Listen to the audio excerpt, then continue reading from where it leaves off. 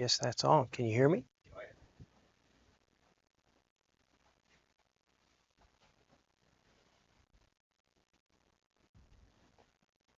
Waiting on Verizon time here, 10, 9.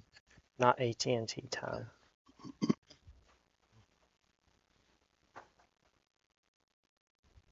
All right, well, it's 6:30. I'd like to call this meeting of the Town of Mills River Planning Board, February, to order. If you'd please join me in the Pledge of Allegiance. I pledge allegiance to the flag of the United States of America and to the republic for which it stands, one nation, under God, indivisible, with liberty and justice for all. All right. In your packet and in what was mailed out, we should all have a copy of the agenda. So the chair would entertain a motion to approve the agenda tonight unless there are any additions or adjustments anyone would like to make. I'll make a motion we approve the agenda. All right, we have a motion, Mr. Foster, I'll second that. and Mr. Cole has a second. All those in favor? Aye. Aye. All right. Now we also should have a copy of the minutes from the last meeting, which had been rescheduled. It was January 16th, 2024. The chair would entertain a motion to approve the minutes last meeting. Unless there's discussion or anything that needs to be pointed out. All right. Mr. Oliver has a motion and a second, A second. and Mr. Cole has a second. Are all those in favor? Aye. Aye. All right. And now moving into public comment. Do we have any public comment? Okay. Well, with no public comment, let's move on to old business. Tonight, we have a continued discussion of mixed use, that's MRMU zoning, and future land use map, rural residential category. This was brought up at the last council meeting, and the council members had some discussion, and we should see some council members join us over the next few months as we continue to discuss that. And Mr. Foster, if you would like to. I guess you could call this a public comment, but I just want to make this, and I make me some notes so I don't take too long and Patty blows the whistle on me. Tonight we're starting a discussion on a subject very dear to me, and that is maintaining the rural atmosphere of Mills River. First, let me say I've traveled from Germany to Korea and 49 of the 50 states of the USA. About 20 years ago, I discovered what I think is a little piece of heaven on earth, and that's Mills River.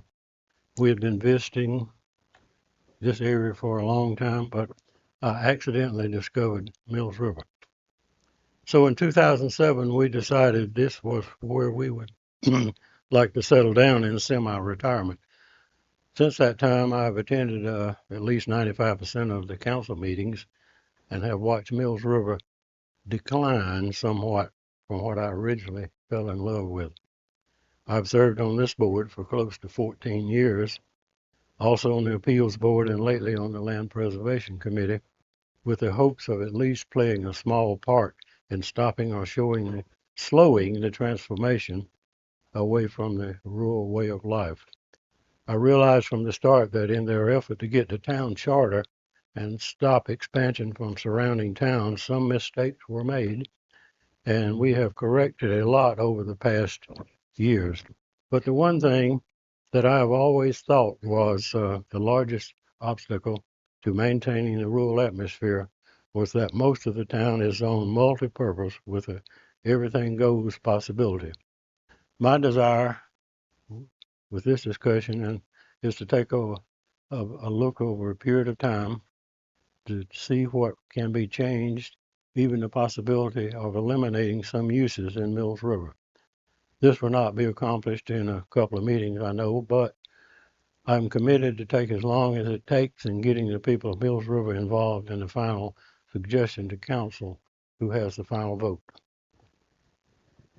All right, sir. Thank you for that. This is something I think that we're correct in approaching um, very deliberately, because we are talking about not only keeping Mills River, but balancing that against private property and how it affects a person's use of their private property. I'm a fifth generation here in Mills River. On the Moore side and then on the Rickman side, I lost count. So, but that doesn't make me any more qualified than someone who's recently come here. Um, it just means that, I grew up in Mills River. This is home. Haven't been from pretty much every state, through every state in the union except maybe 5 or 6 of them. This is home. This is where I want to be, where I want to lay my head at night. So I want to keep Mills River, Mills River. And I want to balance and protect property rights, to the extent that we can. And I definitely want to hear from the public. I would love to get the input from people that are being affected. So we will have some representation from council and love to hear their opinions on this and guidance. Uh, Thank you, Mr. Malachek, for the work you've already done on this, and we look forward to hearing from you. If anyone else has anything they'd like to say before we get started, be grateful for that. Any comments, questions? All right, then. Mr. Malachek, if you'd like to get started. Sure, thank you. So the main thing I heard after the last meeting was we wanted to take a deeper dive, again, looking at the mixed use zoning, specifically overlaid with the future land use map, and kind of identify those areas of possible inconsistency, again, between what our comprehensive plan is calling for the future uses to keep those areas rural residential, while also comparing that to the current zoning, like already has been mentioned, mixed use that allows almost all uses. So I'm not going to go through the background because we've already talked about that, but we did overlay the zoning map and future land use map. So that's the main document for review tonight. That is included as attachment D. Surprisingly, I think when I calculated it before, I think if you just look at mixed use zoning, it's almost 3/4 of our jurisdiction that's zoned that, or 2/3 to 3/4. But when we did this overlay, it's about 12.5 square miles, so almost a little over 55% of our total jurisdiction of 22 square miles. And again, just to put that in context, we are quite a large town, compared to Hendersonville and some of our surrounding peers in the area. So there's quite a large area that is zoned mixed use and is also in rural residential. We also looked at zoning districts that might align more closely with the rural residential future land use designations, also looking at density, minimum lot sizes. And we put together that as a chart that's included as attachment E, again, meant to just start the discussion about, if not mixed use, then what should it be? One thing we did find in our research, Kevin and myself, was that Henderson County, Hendersonville, and Flat Rock all have an R40. So right now, the main residential zoning district, or I term it the low density residential zoning district, is MR30, which is 30,000 square foot lots. And again, the townwide density requirement, one dwelling per 30,000 square feet, which comes out to about 0.69 acres, that's applied townwide. But all these other jurisdictions have an R40, what's called a state lot or large lot residential zoning district, that has 40,000 square foot minimum lot sizes, and then a similar density, 1 unit per 40,000 square feet. The uses are similar to kind of what we discussed, that's in the county R2R zoning district. So I mean, some light commercial uses, but really more of that focus on single family, civic and public, parks and recreation, obviously agriculture, and similar uses. We looked at some other zoning districts, obviously, when we went through the annexation zoning assignment, R2 and R2R were discussed. So those are similar, but it's one dwelling unit per acre, which is about 43,560 square feet. So again, we're looking at R40, which is 40,000 versus 1 unit per acre, 43,560. And then if you even go beyond that, there's example zoning districts like R3, which I think exists out, if you go out South Mills River Road out into the watershed areas where there has to be more land per dwelling per the watershed rules. If you go outside of our jurisdiction, the county has R3 zoning out there, so even less dense, one dwelling per 1.5 acres of land, or 65,000 square feet about. And then another one we looked at was Madison County had an agricultural overlay district, which is 1 unit per 2 acres, or about 87,000 square feet. So again, all just food for thought. Different levels of density, different lot sizes, and again, there's a much more comprehensive deep dive in that Excel spreadsheet. We talked about density, I think, about a year ago, and so the one thing I always point out is that I think in these parts of town, decreasing density is warranted. But if you look at all of our peers in the county, everyone regulates density differently by zoning district. We're the only municipality in Henderson County that basically says across our 22 square miles, you're allowed one dwelling unit per 30,000 square feet. So one thing I'm kind of encouraging through this process is that we start thinking about using zoning as it's meant to be used with specific regulations for specific districts for specific areas of the town.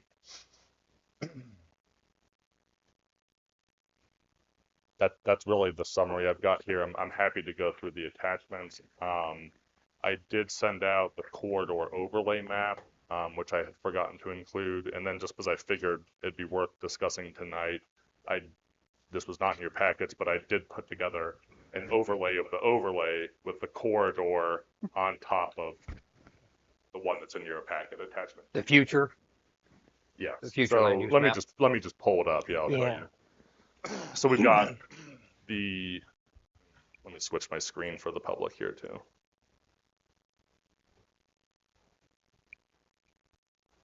Okay, so we've got the zoning map. This is slightly outdated, but I've wanted to use all similar ones from the comprehensive plan. So again, you can see mixed use in green, covering a majority of the town's jurisdiction. Then we have our future land use map. Again, the purpose of this is to identify what future uses do we want in specific areas of the town. The green or light green being the rural residential, calling for, again, the lowest intensity of commercial uses and more focus on single family, civic and public, agriculture, open space. Last time we went through the sheet, again, this is what we use at the staff level and also when making rezoning decisions. So like we saw when we went through the annexation zoning assignment, there was that incompatibility between the desirable and acceptable uses for rural residential and the full use of allowed uses in the mixed use zoning district. All right, now to the overlay. This is a bit of a large file, so it might go in and out. There we go. So the area in this light green again is that area of overlap, and I just highlighted or outlined it in red to call it out. That does not include the commercial crossroads, because obviously those intersections call for some commercial uses. But this is the area, including up here as well, that's about 12.5 square miles. So again, this is just meant to identify areas of possible inconsistency between current mixed-use zoning and what the comprehensive plan calls for in the future uses. Now let me switch to my other map I just made.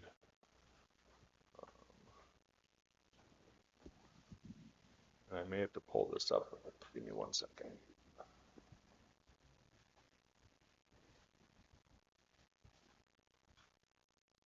So while he's doing that, if you weren't at the meeting last week, the light ordinance passed from the town council. I know 4 of us were there. I was glad to see. I'm sorry, just killing time while you're looking. No, you're at good. everyone. So this is the overlay of the overlay. This is the corridor overlay map, and I just focused on the southern part of town, again, in the rural residential area. But this is any property that has any piece of that property within 500 feet of Boylston Highway. So you can see up here, this is the Fulham property, so it goes way up to the ridge line. But because that's a large parcel and also fronts 280, it's basically included in the corridor overlay. Now, another exercise we could do is just put, measure 500 feet out and just put straight lines down the highway. But this was the corridor overlay map from the comp plan, so that's where we started. And I think what Mr. Ross was getting at is, again, these are areas that could potentially be looked at for remaining mixed use or keeping I some think that's commercial uses. one of the bullet points in my discussion to have is to make sure, everything isn't going to be residential. This has to be. I mean, I feel starting from the conversation, it's currently mixed use. I mean, the neighborhood commercial, or I'm sorry, that's not what they're called. The commercial crossroads, that's not a zoning. That's mixed use. So I really feel and that's a great map. I don't know that I know exactly why that's shaped the way it is, the way the reason you just explained it, any parcel touching within 500 feet. But I don't know what you guys think about that as one of our bullet points to discuss. When we were at the town meeting the other night, my emphasis, Jeff spoke, was density and usage, two totally different things. And it's, a lot of conversation to be had here. I don't think this is this is at least 2 or 3 meetings. But specifically, I asked Michael to put this together because I wanted everyone to see that the overlay corridor, which is for architectural design, right, Michael? Right. So you guys familiar with why we have the overlay? No, I'm not. You're not. Would you want to take a second and explain what the purpose of the overlay is? Yeah, so the corridor overlay, basically it requires architectural standards with natural or natural looking materials for any non-residential building. Some building additions qualify within 500 feet of major roads, Boylston Highway, North Mills River Road, Butler Bridge Road, NC 191, so on and so forth. These lines are only the part that are also in the mixed use. He didn't outline all the other ones in the corridor overlay because it's not. Yeah, there could be other areas I could have outlined, like a little section up here, but I really think the area of greatest concern or probably warrant of our time right now is the southern part of town. Now, also I stopped here because when you get up here, you get into one of the community center future land use district, which does call for commercial and higher density residential uses. So that's another reason why I stopped From there. Turnpike, roughly, Yep, that's exactly right. Turnpike, Schoolhouse and Old Turnpike, or Old Turnpike Schoolhouse. Yeah.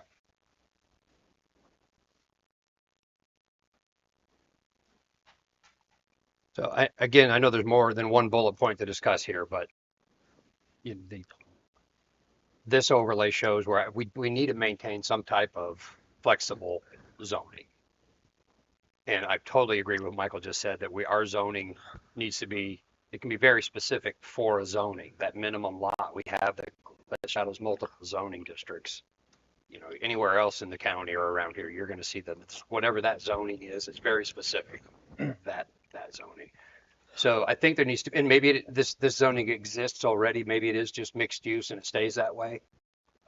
Maybe it's something else. But I really feel, I don't know what you guys think, but I feel like cleaning those lines up would be, what would that look like, that conversation, if we said, well, draw a line 500 feet on either side? How does that look when someone wants to do a permit on a parcel that's beyond that? It's not ideal because you don't It's want not. split zone parcels. You basically have a requirement of the subdivision or to subdivide the parcel. To remove it would satisfy it, but I wouldn't recommend doing No. split zoning of parcels. now it's that's why when you brought it up, how does that look? I don't know how that looks, or if anyone has an idea. So, question. So, what's outlined in red, everything within that, those properties touch 280 or they're within 500 feet of 280? So let Okay.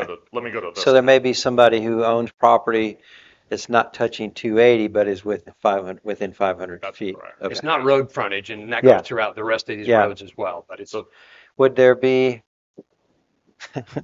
drawing more lines where you could exclude properties that the 500 is already in, the 500 feet corridor is already part of That whatever. map's in use in the town already. Okay, that's what I'm saying. Yeah, Okay. so that's why it's easy to reference it. We don't have to use this. I brought it up because it's already there. It's kind of an easy, town council knows what we're talking about. Is the outer perimeter, is that the property lines? Yes. Yeah. So it's if 1/10 of it is within 500 feet, then 100% of it is in the corridor overlay. Okay. In any Correct. part of it, 20% of it, 1% of it, any part touches within 500 feet, that whole parcel is subject to the overlay. That's what this map shows. Now, not to get down a rabbit hole, but In when practice. we apply the regulations to a structure, the structure itself has to be within 500 feet. And then we get into walls and if they're visible or not from the road. But just for the purposes of this map and the comp plan, this is basically the map we took. And again, you can see there's a lot more shaded areas over here because 280, we've got Haywood Road qualifies, Butler Bridge, Old Fanning Bridge. But again, the focus I wanted to keep Ray Hills even in here was just on the 280 corridor. So basically, I took this map from the comprehensive plan and again just overlaid it. Whoops, wrong overlay. Overlaid it with the other overlay identifying where the corridor overlay is on the future land use. So a point you made earlier, and I think you were referencing it as well, is that rather than have a comprehensive density throughout, that anything within the red lines may have a different density than the outside of that more rural areas, Use, density. rather than just a Yeah, standard. both. Yeah, yeah, both. Yeah, both. We're the only municipality in Yeah. Anderson County that uses the one fits all density. Right. Even Flat Rock that doesn't have a lot of commercial districts has a couple different densities by zoning district. Yeah. And the county takes over again once you go out South Mills River. You get back into Horseshoe, as he was referencing R3 out there. The reason is our township ends. So, of the conversations, a big one for me, the two main focuses are use and density. But this is more use, falls in the use conversation to me. This keeping that very flexible. I think Jim said it. The reason this was done this way, conception, was to maintain as much flexibility for the property owner as you could possibly maintain, which is great in theory, but we didn't anticipate this kind of growth. Right. And if you guys haven't looked around, I mean, wow, it's growing. And I have one question in the back of my mind. I want to go ahead and get this out. Would it be possible, which council has to prove it, to take certain districts and prohibit certain types of things, businesses or whatever? Yeah. Yes. And that was one of my informal recommendations in Yeah, the well, staff that's what I report. thought. I just wanted to clarify that because Yeah. I'm all in favor Which of that. comes down 'Cause to use. even the right? list we have now, when we go down Like tiny home communities, we have one that slipped by us. That's another example. it disallows something. Yeah, but it was there. At the point when that came up, it was too late for us. Right. We do have regulations now, We have one. tiny home, but A great example of why we should I have the can look down that conversation. list of permitted things in different categories, and I can see several things I just would not like to see in Mills River if we're going to maintain Mills River. The other thing is if we want to maintain the rural appearance of Mills River, and this is just an example, no decision has been made on anything, but if you looked at all the property in that 500 feet corridor and all the properties that touch it, if that is permits wider use of things or, more density, that's what everybody sees, right? And so that kind of goes against the rural appearance of Mills River. So where the areas outside of that, you would want to stay rural, but nobody sees that. You know what I'm saying? Is it the appearance or truly just the appearance or truly rural all the way through as For much me, as it's possible? both. We've got to maintain a place for the flexibility of whatever that usage is, gas stations and storage buildings and grocery stores. Yeah, and then usages could be made, but density could be. Density could change within this MU as Right, well. right. You So have- if you had a business, for example, but or wider density or less density, sorry, that would maintain a little bit of a rural, even though it's a business rather than a residence. So.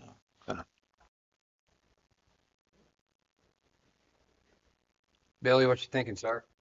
You took your glasses off. It got really serious down there, man. Like, I could see something. What do you think, man? I mean, do you have to tack both at one time, I assume, right? Density and use? Okay. Because again, this is changing a little bit, for lack of a legal term, kind of freaked me out. All the uses in mixed use, you Yeah. know, they certainly wouldn't want to see, you know, near homes and that sort of thing. And so, what's the process for, you know, really to Jim's point, eliminating some of these things? Yeah, well, that was my point. You know, incinerators or solid waste Yeah. facilities and all of that. But What's you the have what's allowed by right. So if it's not listed by right within a zoning, this you don't is have to lit? express that it's not allowed. You can, but I don't understand the listing what's allowed by right is the clearest. The issue with the mixed use district is it just says all uses are allowed, and then says these with a special use permit, and then it says prohibited, I think, are adult establishments and hazardous waste sites or something like that. So when someone comes to us with something commercial, I mean, it's permitted, as it says all uses. Versus general business zoning, you know, there is a permitted use list, and that's more intensive than neighborhood commercial, which has that, you know, tries to strike that balance of light commercial with single family. So there's a spectrum you can build into the zoning district ordinance itself. So do you have a definition of terms for the future land use map? I just want to see mixed residential. I'm sorry, I meant to ask that while you were. Let me go back to the chart here. And that's just a big chunk. If I have my colors correct, that looks like High Vista. Correct. Okay. And surrounding storage unit, church, plumbing, everything right there. But I kind of would like to know what. I know that's the biggest area. It's not the only area. I'd like to know what the future land use map describes as desirable under mixed residential. I won't read it all, but I got Okay. it up here. Okay. Parks, trails, single family residential duplexes, and then acceptable, you move into some of those commercial uses, retail, restaurants, office, townhomes. And again, showing my ignorance, why can't you take that verbiage, again, to Jim's point, and say that's allowable, but anything outside of that list is excluded? There's nothing, I mean, we'd have to update the actual zoning district ordinance, but no, there's nothing. But I mean, you could make it that simple. Okay. And that's, I know I included this last time too, and I'm going to skip forward, but that's why I'm going to keep including these excerpts of the comprehensive plan, the different objectives related to the zoning district. Because if you read through this, and again, the comprehensive plan being guided by public input and, you know, planning board input that went on over 2 years, some of these talk about allowing for commercial with residential. Some of them talk about not allowing it in areas where we don't want growth. But this is kind of what I found in the comp plan objectives that basically addresses mixed use in this inconsistency question. Question, do you have like a spreadsheet or a listing of properties by their size, Just in the town. just in the town? I don't. So, but they're just throwing it out here. If someone has a 30,000 square foot parcel today, they're not going to be affected if we decide that the minimum size of a parcel You have to have some is sort of 40,000. grandfather. But even still, their grandfather. have It's not going to affect them. Someone who has a 60,000 square foot parcel, whose idea is to, you know, for their retirement, to sell it or subdivide it and have something they can sell. Now we're saying, well, the smallest it can be is 40,000 square feet. That would be, that would impact them. Well, and those are hard decisions and public input, That's right? where the You know. public input, right? When we've had surveys go out any number of times, you know, maintaining the rural character of the town is super high on everyone's list. density is going to affect those values. It absolutely is. Density's going The to land preservation conversations we've had, I think the Conserving Carolina guys say it kills values. Isn't that what he said, Jim? At least you all were there. He said it kills the value.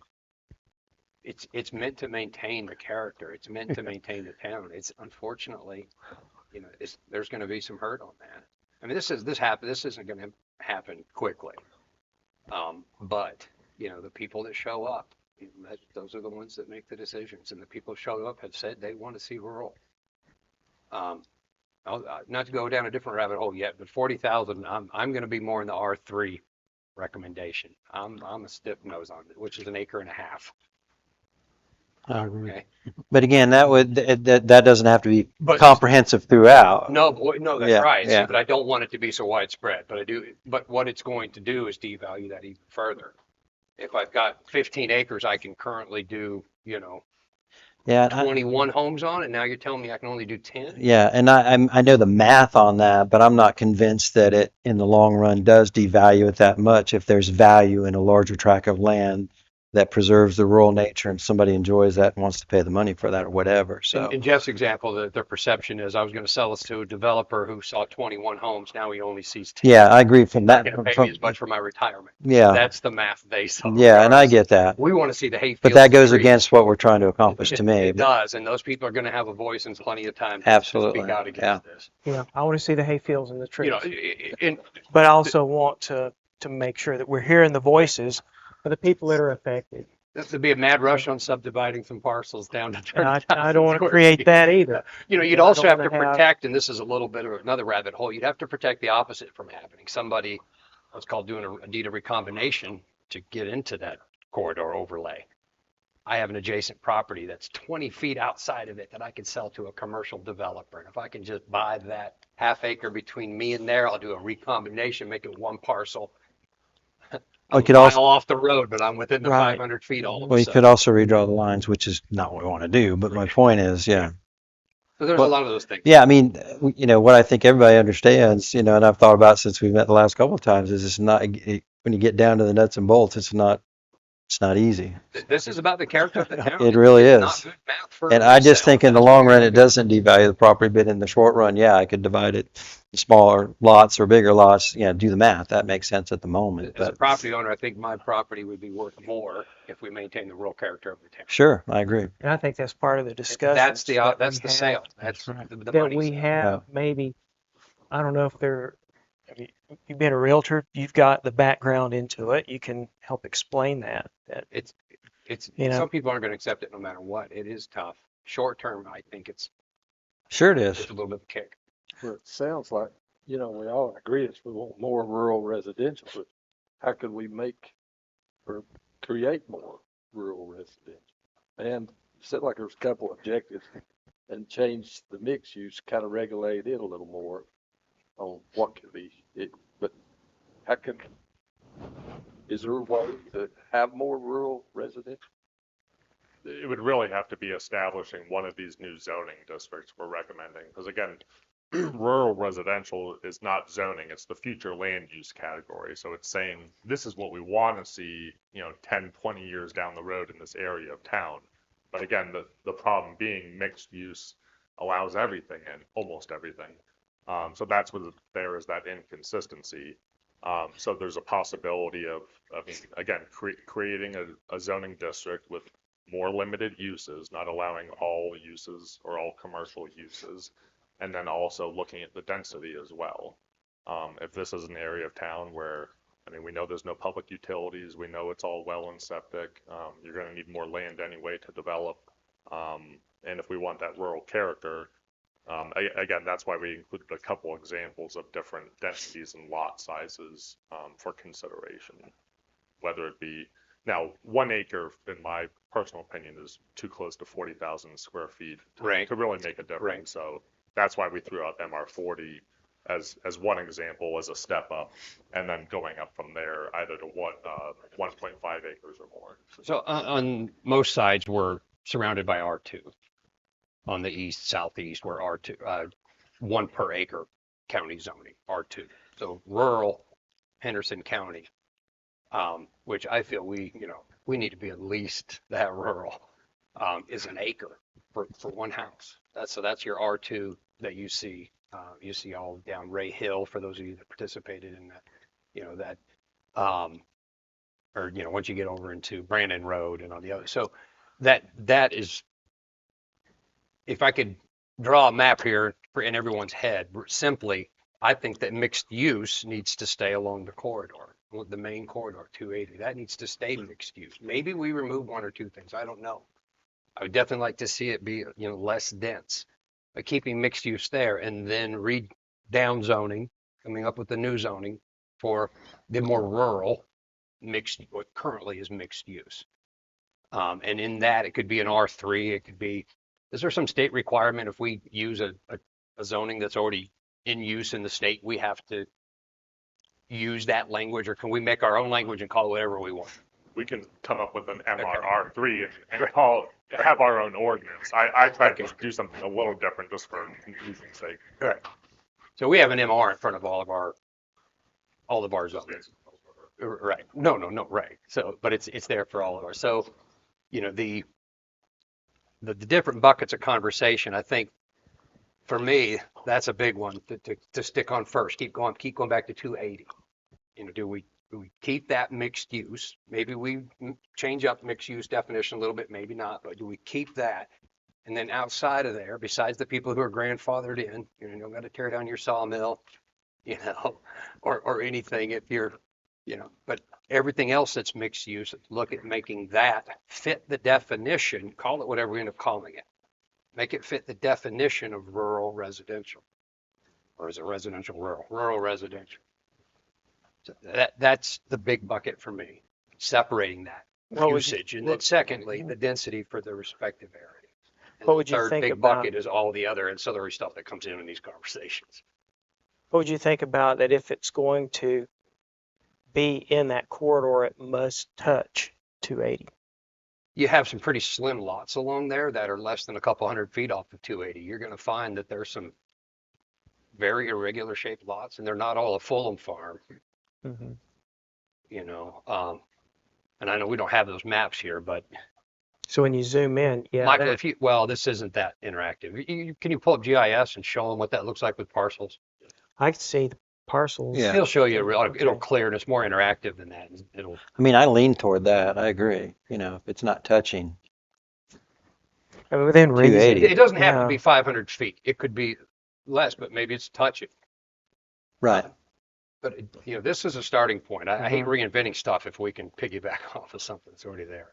Can we have Thank you. So there's my, inside of a zoning district or area? So let's say that is a corridor zoning.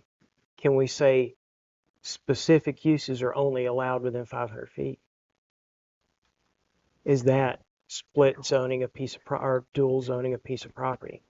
So you're saying, So if your property Yeah. goes 1,000 feet, but we want to keep the more of a heavier impact closer to 280, can we say only certain uses are only allowed within that 500-foot corridor? I would probably I wouldn't want to split zone, but I think the easiest is to do an overlay district. And like Mr. Ross mentioned, if corridor overlays already there, right now it's just used for architectural standards. There's no reason we can't put use limitations there as well. And density as well, right? Yeah, but you want to be careful if we're just talking about 500 feet into a parcel, Oh, I got you. Yeah. that could conflict with Yeah. the zoning density of the rest of the parcel. Are we talking about Get a lot about leaving that the stuff. other mixed use as it is and just look at this corridor? No, I don't think opposite so. of what Yeah. you said. I think you want to address both. you want to address both, but keep this the mixed use, which is the more liberal. But we could eliminate still some of these things for mixed use. That as another part of the conversation. Right. Yeah. Okay. One, to expound on that a little bit, I mean, having a zoning district that just says all uses are allowed, is difficult from our perspective because we have to allow everything. Yeah. So I think even having mixed use be a true mixed use district, but have an actual list of permitted uses. Right. Michael will tell you, I recently listed I Britain agree. Farm up here, and I got phone calls all the time. Can we do this? Can we do that? As a resident, I'm like, oh, please. So I sent everybody to I Michael. need So, List of specifics. Yeah, I think you'd be as specific, you're right, as possible.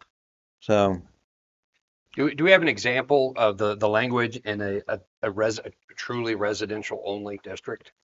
Do we have some example language, like just R2 or, you know, I even mean, that I R3? could pull it up, but I didn't include it in the staff report. The, because there's more than just houses allowed in residential areas. yeah, I mean, that's where this small narrative, I agree. yeah. I also, you know, again, just want to like, there's an R, that's R2R actually. No, I'm sorry, that was R2. And again, the purpose is always important too. So foster orderly That's right. growth, principal It's- use of land as residential. The intent of the district is to allow low to medium density residential, consistent with comp plan, blah, blah, blah, blah. So every zoning you'll see across the county starts off with that boilerplate language, essentially of the purpose of, or it gives that. So actual what's allowed list can be simpler, as Randy said to us the other day, simplify.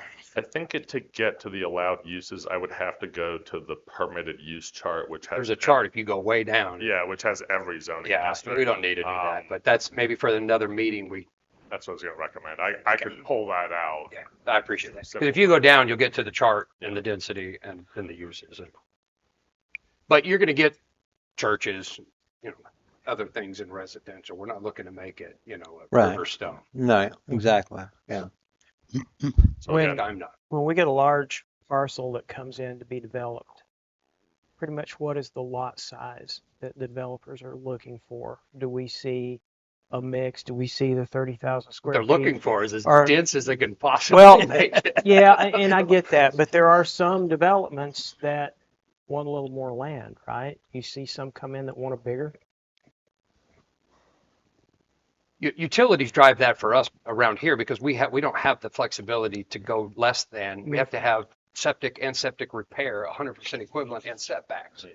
I A mean, lot of people think, you know, Mills River Crossing over here, I mean, that's all septic and the whole area is on septic. That's not I mean, if it's 30,000 square, So, what would happen if they did have access to sewer, that same Mhm. developer, who owns a Fulham Farm, by the way? What would they do if they had access to sewer?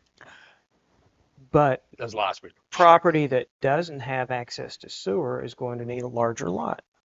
Really, practically? You can only make it so small with your repair, your septic. And the your- terrain, Sorry? and the terrain, right? The You've got steeper to it have, gets, the bigger it has to be to accomplish the same. so a larger lot size may not have the same effect out of that corridor where there's no sewer. You're not seeing 30,000 square foot lots on a septic, are you? Well, sure you Well, we are. are now. Yeah. You are? Yeah. Yeah. That's what Mills River Crossing. Mills River Crossing's all 30,000 square feet Now, and septic. Okay. sometimes they encounter, difficulties with the system, so they may have to record a septic easement or pump someone somewhere else to another area. But to answer your question, I mean, because we have the 30,000 square foot town-wide thing, I mean, I normally don't get requests for people wanting to do larger lots. I mean, there's a subdivision I was going to mention in my staff report where most of the lots are an acre, just because that's the product they want to put out. But I also got a call from someone today at a property that is closer to public utilities that was asking about quarter acre lots, and I kind of laughed them off. So yeah, it depends on utilities, but I usually don't get people asking about large lot sizes because they just do it, and we approve the subdivision. Lisa and Jim have already heard this spiel, but not to insult anybody's, experience. We all have different experiences. Once you introduce utilities into a developer's option, the entire conversation is about one thing only: density. That's it. That's all they care about. All right. Yeah, So That's my experience yes, too. topography Mhm. drives that density, but there's all sorts of things. But septic is the biggest thing. Well is huge as well because your setbacks for your septic and your well, and you think this is in the ditch a little too much in the conversation. That's all density because your neighbor's well can only be so close to your well and so close to your septic and it just feeds it. Once that gets introduced and these main corridors is where we have it right now, guys.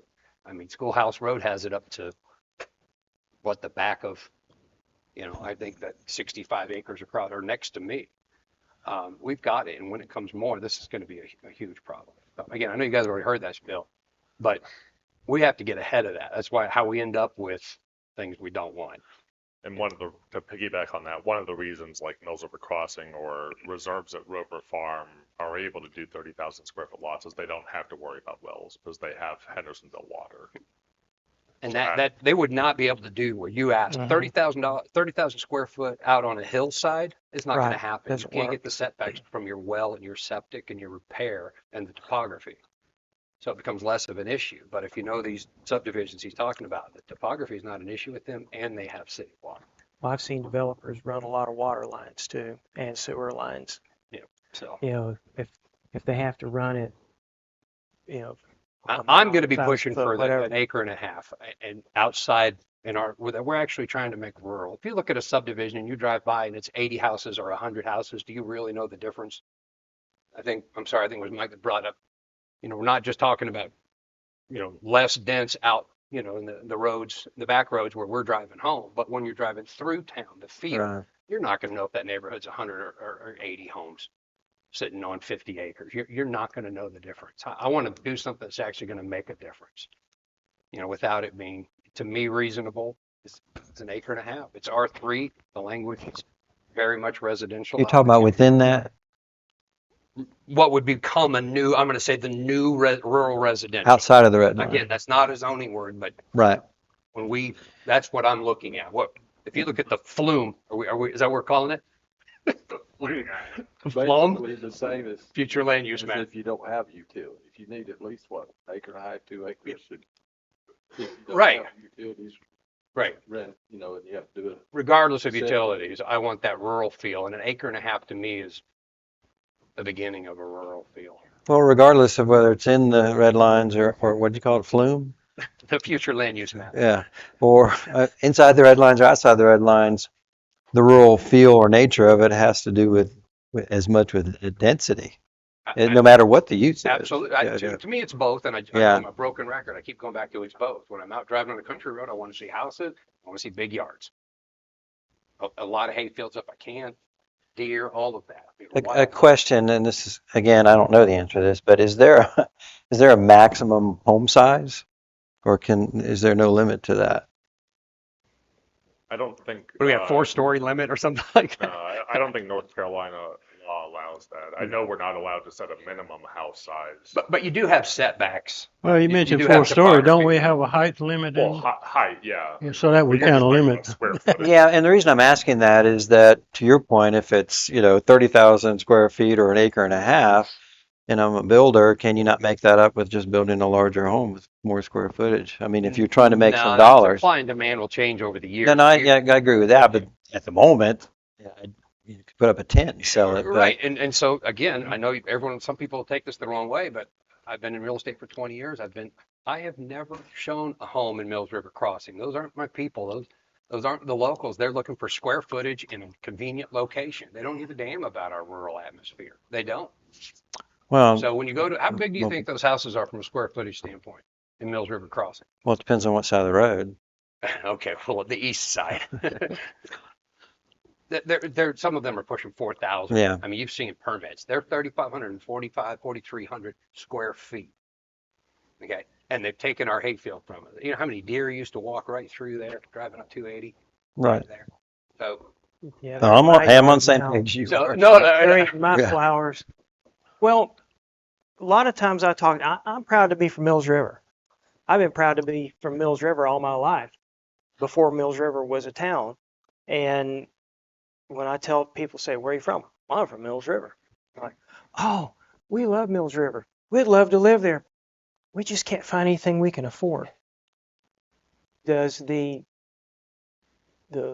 larger lot size, does that make it even that much more expensive? I mean, my children are probably chomping at the bit for my final breath. That way they can afford to own property in Mills River. I make sure the rugs are away from the steps so I don't take as someone who tumble. makes a living selling properties, Mm-hmm. I'm going to redirect our conversation every time it changes to money, if I have my way in this conversation, because that is not what the survey, the people, the conversations are about the character. But that's They're just not a about- consideration. I mean, No, I but I thought about that as well, and I think, okay, well, if it's larger lots, Mm-hmm. and therefore, to my point earlier, you have to build a larger home, which is then not affordable to, it's affordable to a fewer set of people or a fewer number of people.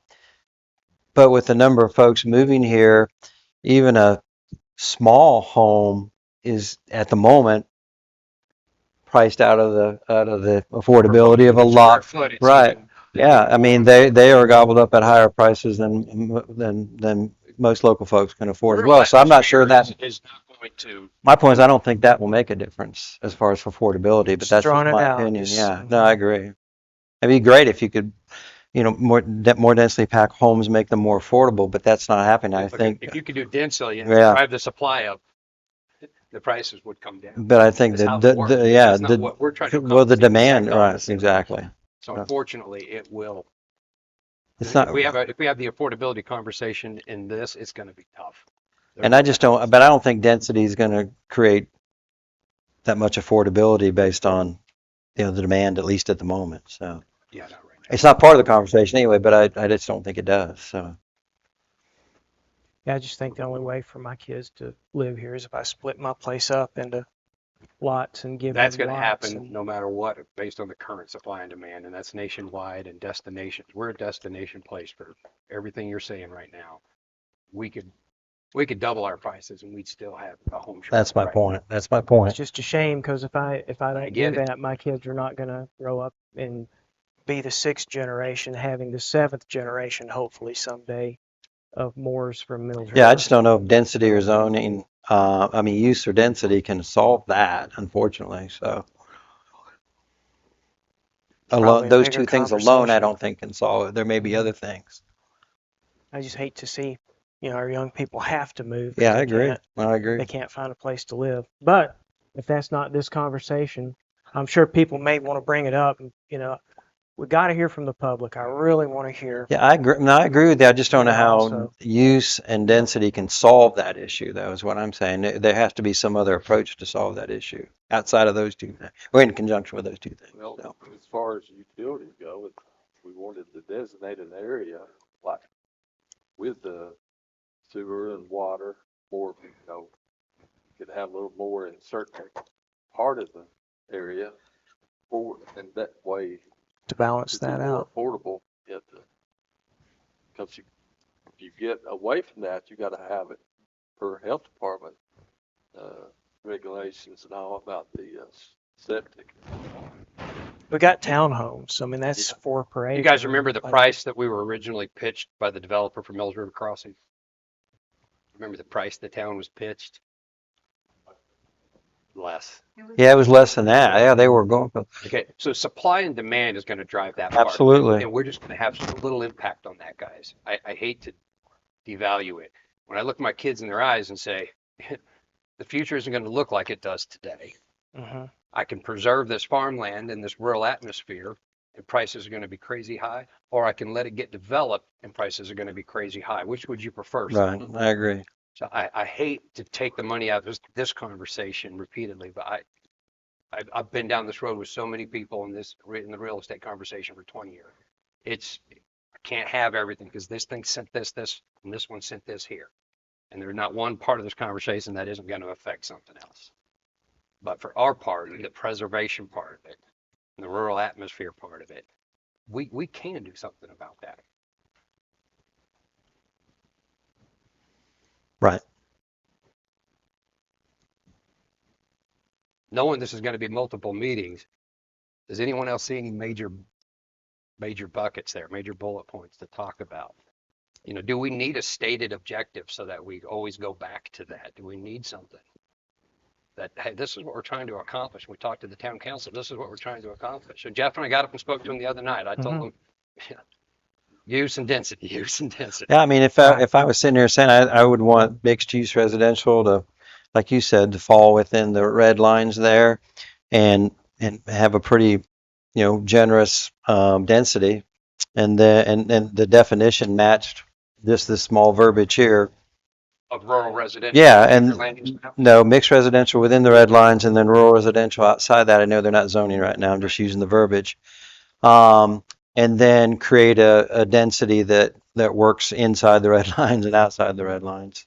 I mean, that would be the objective, right? Yeah, the That's use both and the use density. and density, yeah. So, Isolating the potential commercial uses to a zone, in this case, the overlay district. right, And that's Isolating my that. next question. An overlay district, we could determine, we could create an overlay district, which would control the uses in that district or allow more uses maybe because it's, and yet have the underlying zoning be in line with what we want. So once you get outside that overlay district, then it tightens it down. Does that make sense? I mean, I'm familiar with the River Arts District. I'm familiar with downtown district in Asheville because that's where I worked and went to a lot of these meetings. So is that something where maybe that's what we need to look at? Have that way we don't necessarily have that big parcel that's outside of that corridor, right? I mean, we're not dual zoning a piece of property, but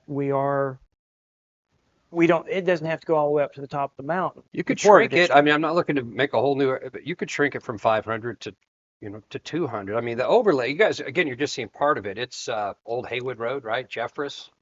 It's the actual overlay is much, in fact, in some areas where you go to it, the 500 feet from one road brings up It that overlay touches- all the way to 500 feet from another road. Sure. We don't even have spots in the middle. I live in one of those spots. No. So we have, if Michael, if you have the whole overlay map, there is a section. I'm sorry. This is the whole overlay map. It's just really poorly colored. Oh, okay. Sorry. Yeah, I don't know why they put tan on white, but Yeah, so that shows exactly what I'm talking about, where you've got 500 feet. If you go back up to the northeast a little bit into, Schoolhouse and Butler Bridge, and you see how it's all just one big blob because the 500 feet from one is touching 500 feet from another. Banner Farm, Schoolhouse, Haywood. All of that. so you can contract that? There are far fewer rules here than you might think. We can propose. I can look around and see that. We can propose a lot of this. I mean, it could be 200 feet on 280 and 100 feet on your secondaries. It could be. You could. And the purpose of the right. 200 feet, 500 feet is what? Right now, it's only 500, and again, natural looking Okay. architectural standards for commercial. Okay, I got you. That was just a starting point. And the reason I brought it up at our last meeting was just to give us something to speak to. So that's flexible as well. That's Okay. flexible. That's fine. And again, so Michael's showing you all of it now. It looked nice and straight, kind of straight at the southwestern end because our town gets super skinny at the Right. southwestern end and there's no other major roads. But when you get up here, it gets wider and wider to the point where it crosses over itself. Ray Hill, yeah. There you go. All of that. I mean, so that could be contracted, to your state, as an example, state highways are 200 feet, designated highways are 191 and 280, right? But Ray Hill is, 150 feet. I'm just saying it could look different than all or Yeah, nothing. yeah. Well, I think that makes sense to not one size fits all. Every road, so. I'll do some, I don't know the whole answer to the overlay allowances under state law, so for next meeting, I'll do some research on what the state allows there in terms of uses, density limitations, and how that interacts with base zoning, and I'll bring that to the next meeting. That, and for me, some language in R2, R2R, R3, like the actual language, just so we can, if you don't mind, Yeah. my request. If you're okay with it, I'll do what I recommended in the staff report, and I'll do an example. Oh, you just want to see like R2R? The language, Okay. R2R, R2, and R3. Okay. I mean, that's where I'm at. I mean, I'm going to fight. Getting me under an acre is going to be about impossible for this. You're talking R3 is acre and a half. What, R3 is an acre and a half. yeah, and it's what's very R2R limited. again? I'm sorry? R2R again. Rural. It's rural. It's just a variation of R2. So R2 and R3 is Okay. fine. The Henderson County has the majority of the county is R2 and R2R Yeah. outside of your town limits. And I'm just curious how many pieces of property that would affect, and I know that would probably a huge ask, so it's not a huge ask. How many pieces of property are under an acre? Or over an acre, I'm sorry, over. from my tax. Just Or, even just Lee, a I think number. just to not duplicate anything, we might have had a similar map for our land preservation When, meetings, guys. Do you remember that we had some lots between 1 and 3 and lots under 1, and there Yeah. was some, anyway, there were some maps that we were using there, Arlie, that might be useful and might not. I can't do a map, but I can do a list. There you a go. list is fine. Percentage I numbers. just like to know. There you go. I mean, if there are 25 people that are affected, I'd like to hear from the 25 if they want to, if they think it's a great idea, and or you know, Everybody, come on. if they don't come talk to us, then we don't know their opinion. We'll just have to assume that they like what we're talking Well, about. that's my point on everything. Try to get the people involved now. Don't wait till it's a done deal and then say, well, I Right. wish I'd have known. And I do all I can to try to encourage people to come, but I'm seeing about I'd it love for tonight. them to come here and talk to us That's right. instead of waiting till council. Well, you have to choose to participate, Yeah. you know, or deal with the consequences. And I think that, you know, there's a lot of places that these uses that are allowed in MRMU are not appropriate. They're not. And I think that's a good way we can address it. I think it is was through a this. fantastic starting point for 20 years ago. I think they needed to start somewhere, and I Well, think that's Absolutely. this is just not where we were 20 years ago, and 20 years in the future, we can't even imagine it right now. And the planning board's been busy for 20 years too. Yeah. And we're busy now, but this is worth the time. Not trying to end your meeting, but I would ask everyone here to put some notes on what you'd like to see the minimum density out in the rural separately, minimum density in the this corridor we're Corridor. talking about. And secondly, uses you'd like to allow by right, and then uses you just would not like to see it. I could. Keep going back to those density and use. Yeah. Just focusing on those two. No, I think we should start narrowing that down.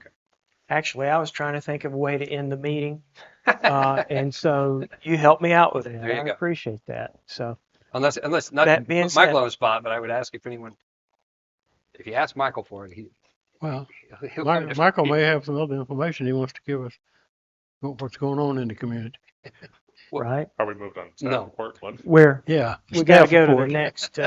So let me, Item on before the we move agenda. on, let me just recap. So I'm going to research overlay district state allowances. We're going to come back with example permitted uses for rural residential county zoning districts. And then we're going to come back with number of pieces of property under 1 acre.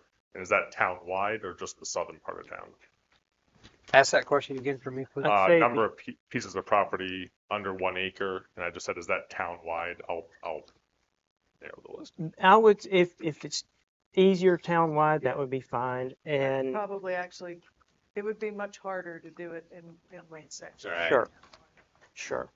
And I'm sure those properties that are bigger than an acre probably, I mean, there may be some industrial properties that are bigger, but still. Say they may not be affected by this because we're not looking at MRNC and trying to Well, your where neighborhood commercial and light Mhm. industrial stuff. I mean, we're not.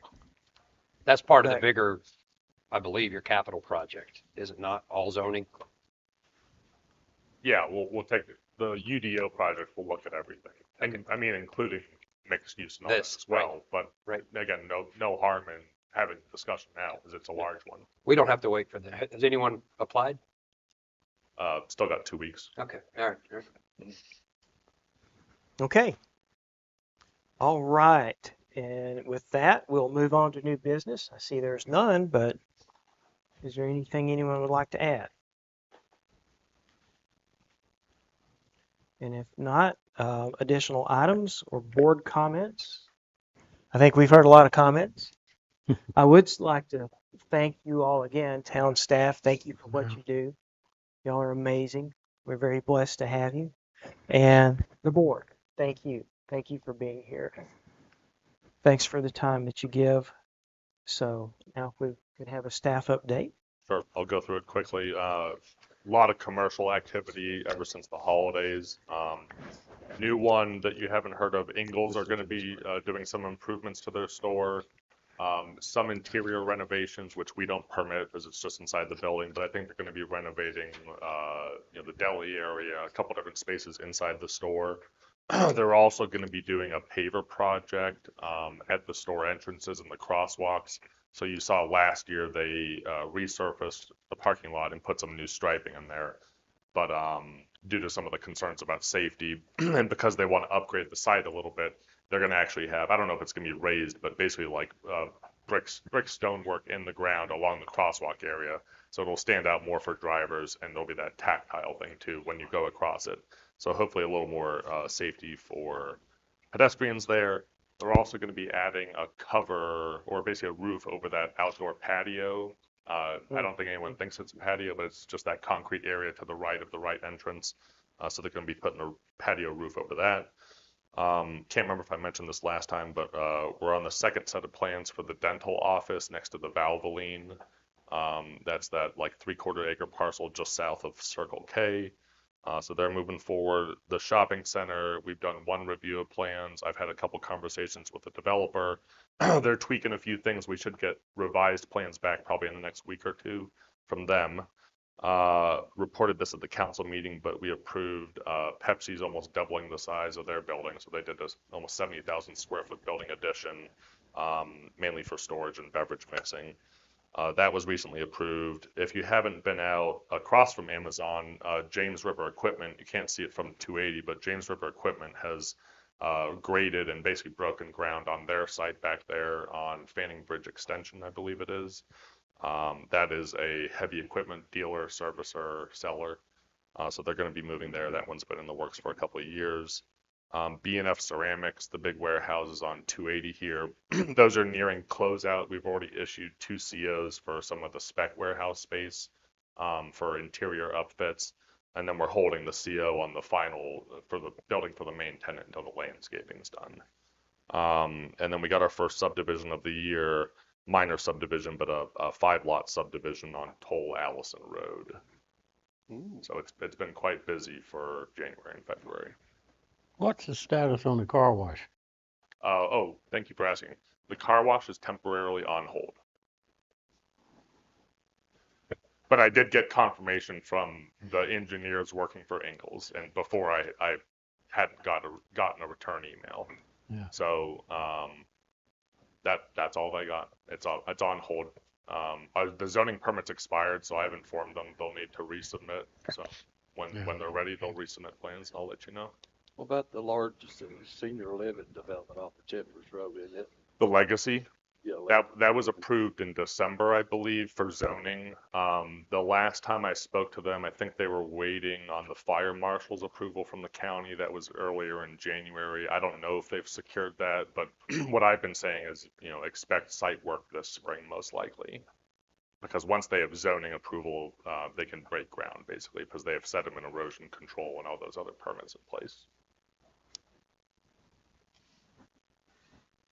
That's all I got. Okay. All right. Thank you. With that being said, I make a motion with adjourn. and is there a second? No one else in staff had Numerous- anything for us? I'll say. No. All right. All those in favor say aye. Aye. Aye.